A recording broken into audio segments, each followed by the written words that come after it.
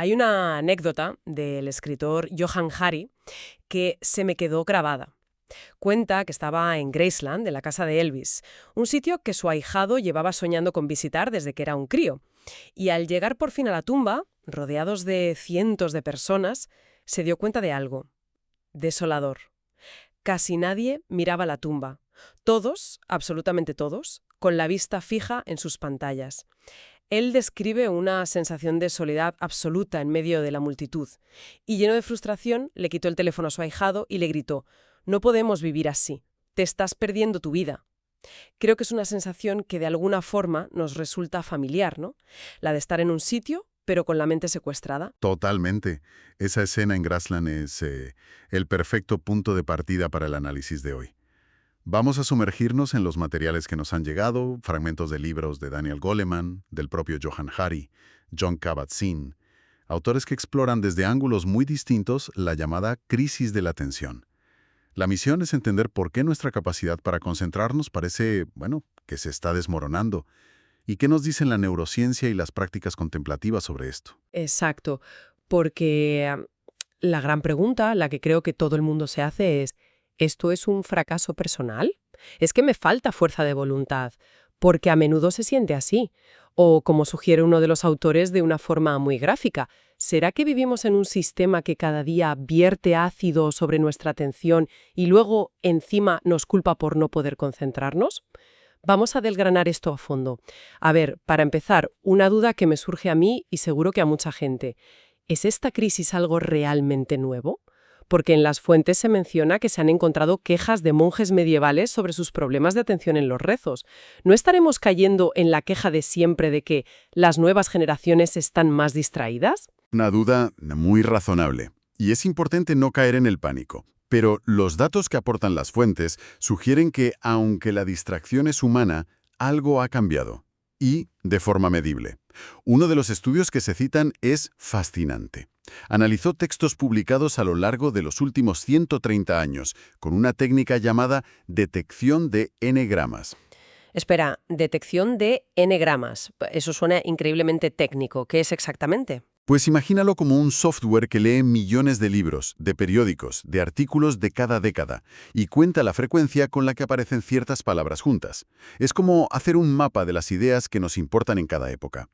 Y lo que descubrieron es que, década tras década, los temas culturales, las modas, los debates, llegan y se van cada vez más deprisa. Nuestro margen de atención colectiva lleva menguando desde mucho antes de Internet, aunque, claro, la red ha acelerado la tendencia de forma brutal.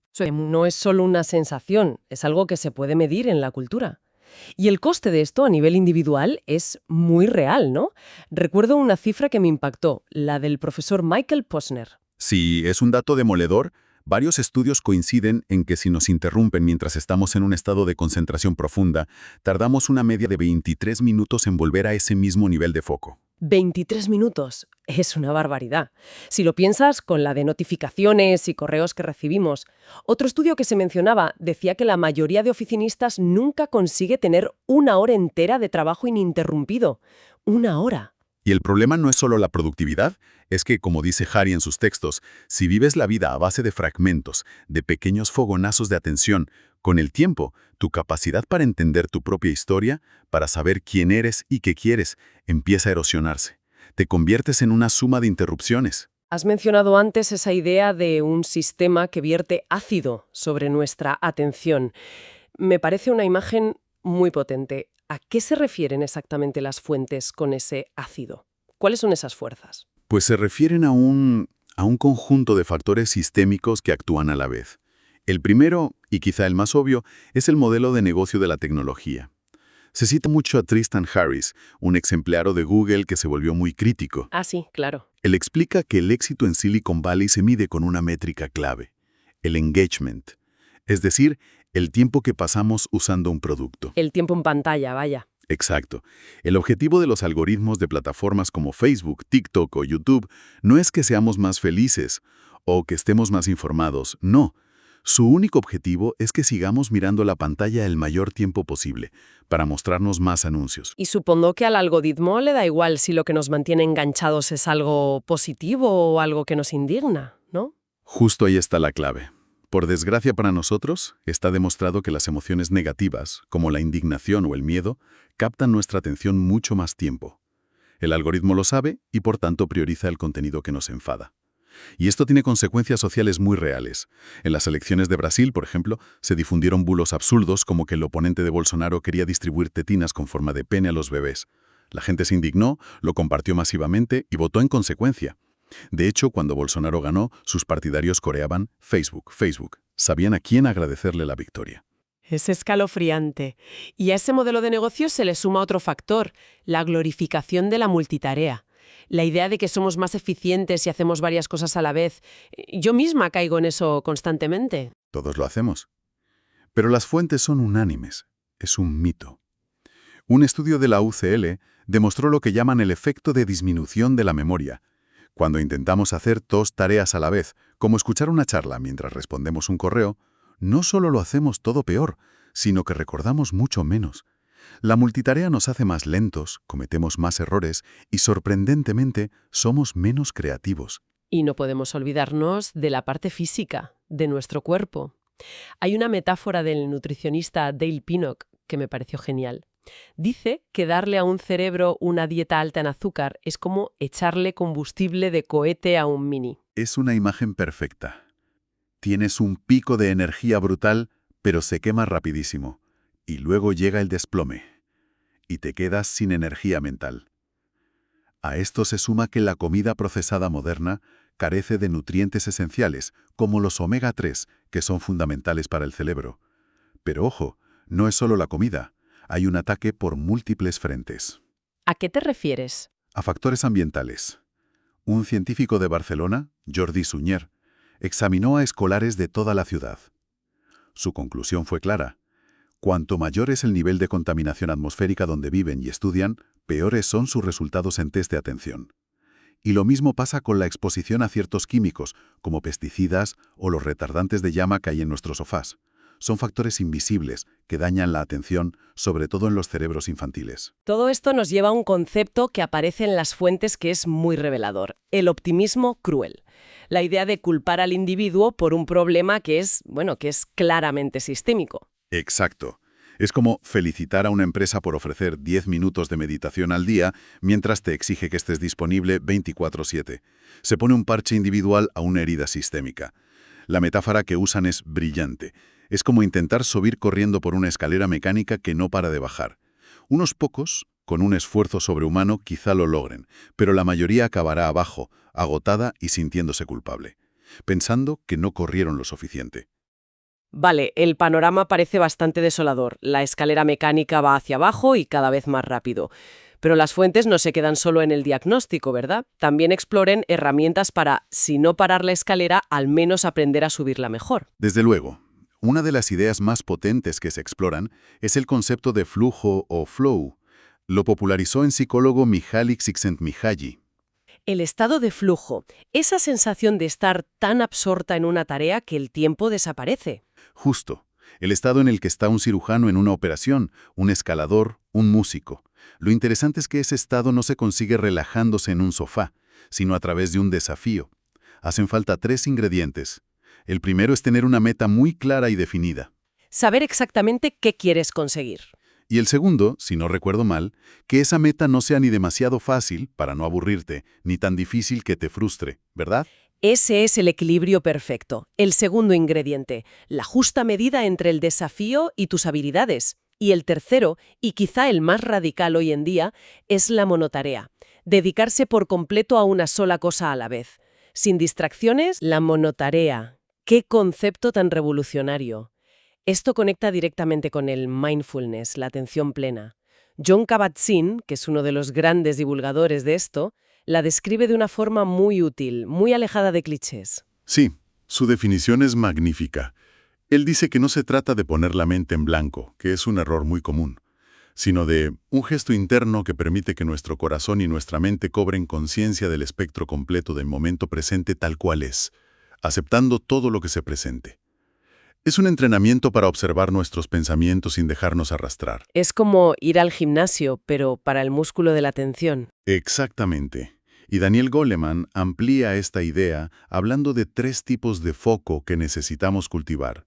El foco interno, que es la autoconciencia, el foco en los demás, que es la empatía, y el foco exterior, que es nuestra capacidad para comprender sistemas complejos, ya sea la política de la oficina o la crisis climática. Un momento. Lo que me ha parecido increíble de esa parte es la idea de que la empatía, que es una forma de atención súper compleja, se pueda entrenar. De verdad, las fuentes afirman que leer novelas puede ser un gimnasio para la inteligencia emocional. Es una de las conclusiones más sorprendentes. Un investigador, Raymond Marr, demostró que leer ficción literaria, es decir, novelas que se centran en la vida interior de los personajes, aumenta significativamente nuestra capacidad de ponernos en el lugar de otros. Curiosamente, leer no ficción, artículos o libros de hechos, nos da más información, pero no tiene ese mismo efecto. Al sumergirnos en la mente de un personaje de ficción, nuestro cerebro practica la habilidad de comprender a otras mentes. Vale, entiendo lo de entrenar el foco con el flow y el mindfulness. Pero lo que de verdad me ha volado la cabeza de estas lecturas es encontrar una defensa de todo lo contrario, de dejar que la mente divague. Siempre he pensado que divagar, que se te vaya el santo al cielo, era precisamente el enemigo a batir. Es la paradoja, sí. Y la neurociencia reciente ha arrojado mucha luz sobre esto. El descubrimiento clave lo hizo el neurocientífico Marcus Raichle al identificar lo que llamó la red neuronal por defecto. Se dio cuenta de que cuando la mente no está concentrada en una tarea y empieza a divagar, el cerebro no se apaga. Al contrario, se ilumina una red completamente diferente de neuronas que está increíblemente activa. O sea que no es inactividad, sino un modo de funcionamiento cerebral distinto. Exacto. Y esta divagación cumple al menos 3 funciones cruciales. La primera es que nos ayuda a conectar ideas y a resolver problemas de forma inconsciente. Permite que la mente establezca conexiones inesperadas. Ahí está el famoso caso del matemático Henri Poincaré. Cuenta que tuvo su mayor revelación sobre un teorema complejísimo no en su escritorio, sino en un súbito fogonazo de comprensión mientras subía a un autobús. Necesitó ese momento de divagación para que las piezas encajaran. Es el ejemplo perfecto. La segunda gran función es fomentar la creatividad. En un experimento se pidió a los participantes que buscaran usos alternativos para objetos cotidianos, como un ladrillo. A un grupo se le dijo que se concentrara al máximo, y a otro se le dio una tarea aburrida que les permitía divagar antes de responder. Bueno, pues los del segundo grupo dieron respuestas un 40% más originales. ¡Un 40%! Es una diferencia enorme. Y la tercera función es la planificación.